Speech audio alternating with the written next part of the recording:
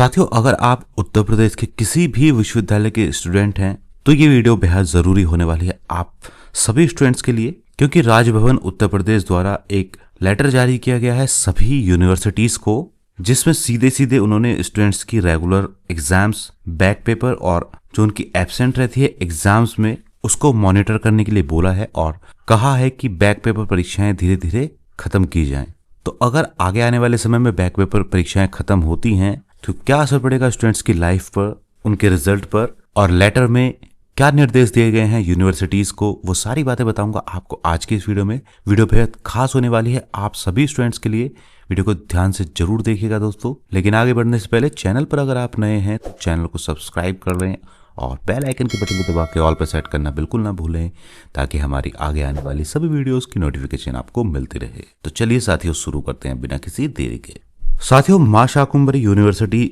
सहारनपुर ने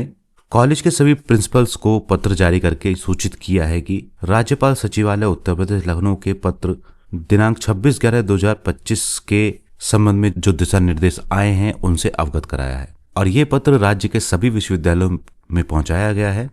सचिवालय के पत्र में कुछ दिशा निर्देश दिए गए हैं जो कि इस प्रकार हैं, जैसा कि मां शाकुंभरी यूनिवर्सिटी ने वर्णित किया है। उन्होंने बताया है कि उक्त पत्र में अवगत कराया गया है कि यूनिवर्सिटीज, कॉलेज, इंस्टीट्यूट्स, इनके द्वारा शैक्षिक सत्रों की नियमित परीक्षा में परीक्षार्थियों द्वारा बिना कारण के नियमित परीक्षा छोड़ दी जाती है और वही परीक्षार्थी बैक पेपर परीक्षा के रूप में सम्मिलित होते हैं, जिससे निरंतर बैक पेपर परीक्षा में परीक्षार्थियों की संख्या में भी वृद्धि होती है और बैक पेपर परीक्षा के आयोजन में अत्यधिक परेशानियों का सामना करना पड़ता है। तो सचिवालय के पत्र में स्पष्ट लिखा है कि जो यूनिवर्सिटीज हैं, कॉलेज हैं या इंस्टीट्यूट्स हैं, उसके जो शैक्षिक सत्र चलते हैं उनमें स्टूडेंट्स बिना कारण के जो मेन एग्जाम्स हैं उनको छोड़ देते हैं और वही स्टूडेंट्स फिर बैक पेपर परीक्षा के रूप में सम्मिलित होकर एग्जाम देते हैं, जिस कारण से लगातार बैक पेपर परीक्षा में परीक्षार्थियों की संख्या में बहुत ज्यादा इजाफा हो रहा है और बैक पेपर परीक्षा के आयोजन में और अधिक परेशानियों का सामना करना पड़ रहा है।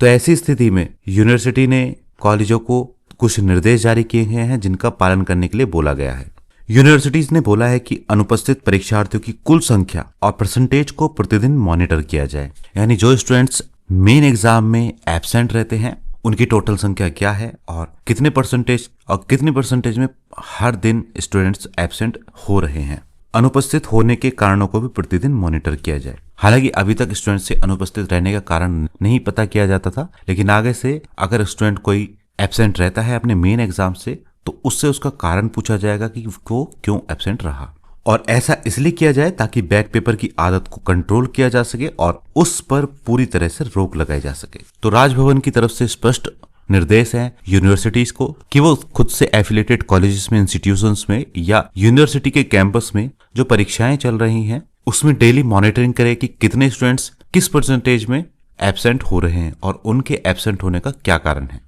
और ये एब्सेंट्स की संख्या या परसेंटेज अगर एक लेवल यानी कि एक मानक से ऊपर जाती है तो राजभवन के द्वारा निर्देश जारी किया जा सकता है इन बैक पेपर परीक्षाओं को पूरी तरह से खत्म कराने के लिए। और अगर बैक पेपर परीक्षाएं पूरी तरीके से खत्म होती हैं और स्टूडेंट फेल होते हैं, एग्जाम छोड़ते हैं, यानी उनकी बैक आ जाती है, तो वो उनके लिए मुसीबत का सबब बनने वाला है। तो आगे आने वाले समय में अगर आप बिना किसी वैलिड रीजन के अपना एग्जाम छोड़ते हैं तो हो सकता है कि आपको उस परीक्षा को दोबारा करने का मौका ना दिया जाए और आपका वो कोर्स जो आप कर रहे हैं बैक होने की वजह से, फेल होने की वजह से बीच में ही अटका रह जाए। तो जितने भी स्टूडेंट्स इस वीडियो को देख रहे हैं जो आगे पढ़ना चाहते हैं, पढ़ाई कर रहे हैं आगे आने वाले समय में, क्योंकि ये व्यवस्था बेहद जल्दी लागू होने वाली है, तो ध्यान दीजिएगा कि नियमित रूप से कॉलेज जाएं, वहां के जो भी नोटिस हैं, जो भी सूचनाएं हैं उनको प्रतिदिन देखें और बिना किसी वैलिड रीजन के, बिना किसी वैध कारण के कोई भी स्टूडेंट्स अपना मेन एग्जाम ना छोड़े,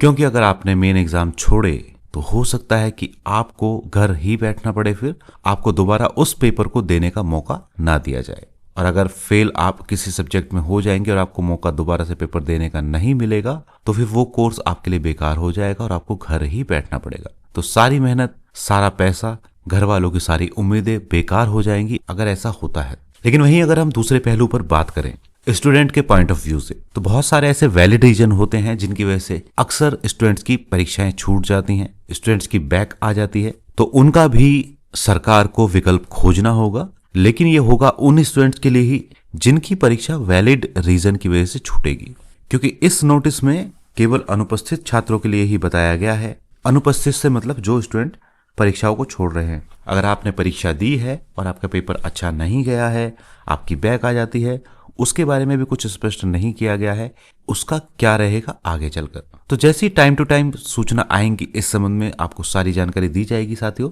लेकिन कोशिश करें कि आप बिना किसी कारण के अपनी परीक्षा ना छोड़ें, पढ़ाई पर फोकस रखें और अच्छे से पढ़ाई करके अपने एग्जाम्स देने जाएं, ताकि आप उस एग्जाम में फेल भी ना हो। अगर ऐसा होता है तो यूनिवर्सिटीज पर बैक पेपर को कराने का अत्यधिक जो बोझ रहता है वो हट जाएगा, आपकी परीक्षाएं समय से खत्म होंगी, उसके बाद आपका रिजल्ट समय से आएगा और उसके बाद आपका जो नेक्स्ट सेशन है, नेक्स्ट पढ़ाई है, वो समय से चालू हो जाएगी। तो जो लेटर आया है इसके अपने कुछ पॉजिटिव और नेगेटिव दोनों व्यू हैं। तो साथियों आप कमेंट बॉक्स में कमेंट करके जरूर बताना कि ये खबर आपको कैसी लगी और आपका पॉइंट ऑफ व्यू क्या है इस खबर को लेकर, ताकि जो आपका पॉइंट ऑफ व्यू है, जो स्टूडेंट का पॉइंट ऑफ व्यू है, उसको भी हम इकट्ठा करें और यूनिवर्सिटी को भेजें। तो बस साथियों इस वीडियो में इतना ही। आशा करता हूँ वीडियो आपको पसंद आई होगी। वीडियो अगर आपको पसंद आई हो तो लाइक एंड शेयर जरूर कीजिएगा और चैनल पर अगर आप नए हैं तो चैनल को सब्सक्राइब कर लें और बेल आइकन के बटन को दबा के ऑल पर सेट करना बिल्कुल ना भूलें, ताकि हमारी आगे आने वाली सभी वीडियोस की नोटिफिकेशन आपको मिलती रहे। मिलते हैं साथियों किसी और वीडियो में, तब तक के लिए जय हिंद, जय भारत।